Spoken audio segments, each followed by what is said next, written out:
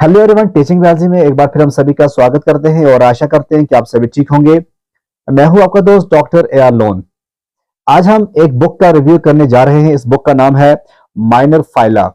ये R L Kotwal की book है माइनर फाइला, जो कि बहुत ज्यादा इंपॉर्टेंट है जो उन बच्चों के लिए जो यूनिवर्सिटी के अंदर जिनका जोलॉजी जो है एक मेजर सब्जेक्ट है या फिर माइनर सब्जेक्ट भी है, तब भी उनके लिए इंपॉर्टेंट है।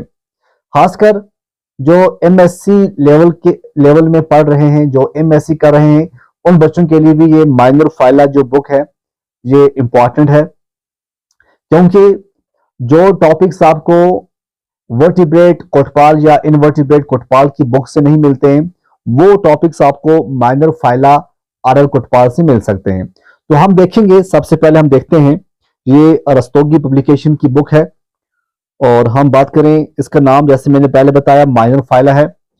सबसे पहले हम ये देखेंगे कि जो ये बुक है, इस बुक के अंदर जो कंटेंट्स है इसमें क्या कुछ है। सबसे पहले है इंट्रोडक्शन, मेजर और माइनर फाइला क्या होता है, इसका इंट्रोडक्शन इस बुक के अंदर दिया हुआ है। उसके बाद आता है सेक्शन ए। सेक्शन ए के अंदर है माइनर एसेलुमेट फाइला, जिसके अंदर पहला फाइला हम पढ़ेंगे मिसोजोआ। मिसोजोआ का हिस्टोरिकल बैकग्राउंड क्या है, इसकी डेफिनेशन क्या है, इसके कैरेक्टर्स क्या होते हैं, क्लासिफिकेशन क्या है, एफिनिटीज क्या है, और साथ में कॉमन टाइप जो हैं वो हम डिस्कस करेंगे आगे आने वाले लेक्चर के अंदर। इसमें सिर्फ हम रिव्यू कर रहे हैं, और जो ये प्ले लिस्ट बनी हुई है तो वहां पे आप, प्ले लिस्ट का नाम है माइनर फाइला, वहां पे आपको इस बुक का हर एक टॉपिक मिल जाएगा। हम आज से ही स्टार्ट करेंगे, हर एक टॉपिक जो है इसका अपलोड करें। दूसरा जो फाइलम है इसके अंदर वो है टीनोफोरा। टीनोफोरा भी बहुत ज्यादा इंपॉर्टेंट है। टीनोफोरा का हिस्टोरिकल बैकग्राउंड क्या है, इसका डेरिवेशन ऑफ नेम किस तरह से पड़ा, इसके डिस्टिंक्टिव कैरेक्टर क्या है, क्लासिफिकेशन क्या है, टाइप्स भी हम देखेंगे क्या कुछ है। सेक्शन बी आता है माइनर सीडोसेलुमेट फाइला। इसके अंदर जो फाइलम पढ़ेंगे हम, वो पढ़ेंगे निमर्टीनिया, जिसको आप रैंकोसिला कहते हैं, इसके हिस्टोरिकल बैकग्राउंड। ये जो फाइलम है निमर्टीनिया, ये होता है the ribbon worms. Ribbon worms का नाम सुना होगा आपने, रिबन वॉर्म्स कहते हैं इनको। उसके बाद फाइलम आता है एंटोप्रोक्टा, या हम कहते हैं एंडोप्रोक्टा, ठीक है। ये कैलेसिजोआ जो है, इसका historical background, derivative of names, definitions, इसके डिस्टिंक्टिव कैरेक्टर्स क्या हैं, क्लासिफिकेशन क्या है। उसके बाद आता है फाइलम एकैंथोसिफेला, स्पाइनी हेडेड वॉर्म्स जो होते हैं, बोलते हैं कैंथोसिफेला। इसका भी सब कुछ सेम, वही क्लासिफिकेशन, कैरेक्टर सब कुछ पढ़ेंगे। इसके अंदर जो एग्जांपल हैं, चाहे हम मोनेली फॉर्म्स की बात करें, फाइलम निमेटोफोरा या हम कहेंगे गोडेसिया, इसको हम कहते हैं द हर्स हेयर वॉर्म्स।